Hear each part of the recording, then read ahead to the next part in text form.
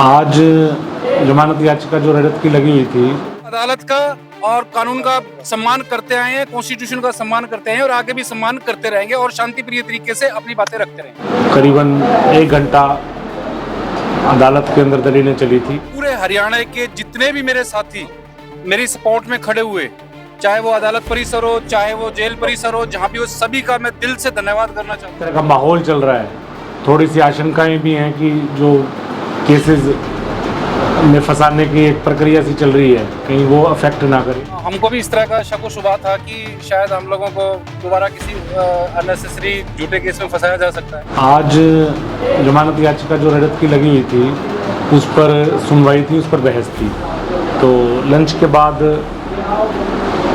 जज साहब की कोर्ट में दोनों पक्षों ने अपनी दलीलें रखी थी।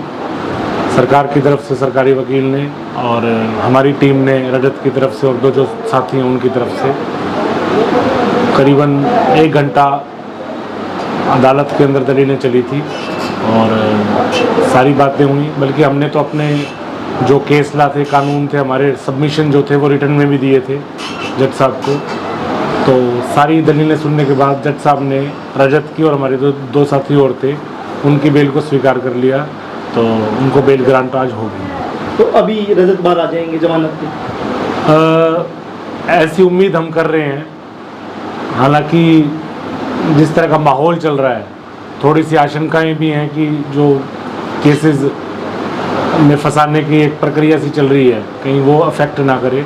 बट फिलहाल हम उम्मीद कर रहे हैं कि शाम को वो शायद बाहर आ जाएंगे। क्या ऐसी आशंका है कि कोई और या और भी कोई मुकदमे देखिए, जो पिछले दिनों में जो चीज़ें देखी हैं तो वो चीज़ों को ध्यान में रखते हुए तो ये आशंकाएं हैं, बाकी भविष्य के गर्भ में छिपी हैं बात।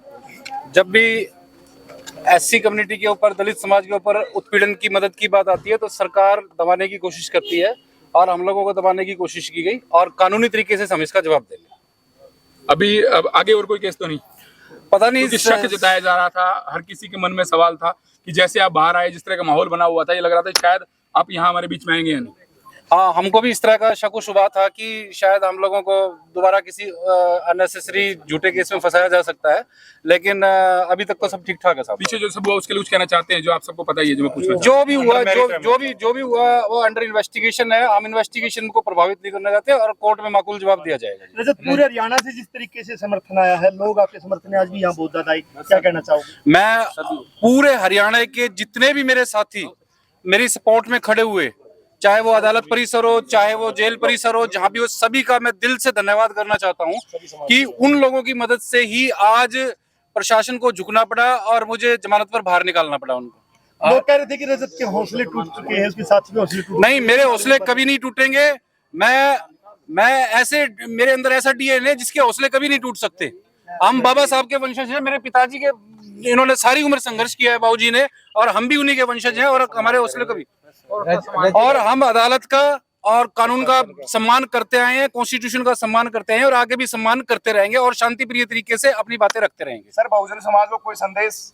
बहुजन समाज को मेरा यही संदेश है कि एकजुट रहे, संगठित रहे और जिस तरह से भी उत्पीड़न की कार्रवाइयां हो रही है, शांति प्रिय तरीके से, संवैधानिक तरीके से उनका सामना करने का काम करें। रजत जी, आपके फादर खुद माला लिए हुए थे, बहुत ही भावुक करने वाली तस्वीर थी, क्या कहेंगे? मेरे लिए बहुत भावुक करने वाली तस्वीर थी कि आज मुझे मेरे फादर साहब ने, बाबूजी ने मेरे को सम्मानित करने का काम किया। इससे बड़ा सम्मान किसी बेटे के लिए हो नहीं सकता। तो रोहित भी आपके साथ खड़ा है। रोहित पिछले 15 सालों से जो मैं समाज की लड़ाई लड़ रहा हूँ, और अगर रोहित ना होता तो अभी तक मेरे को सरकार और जो कानून है वो सारा रगड़ के रख देता।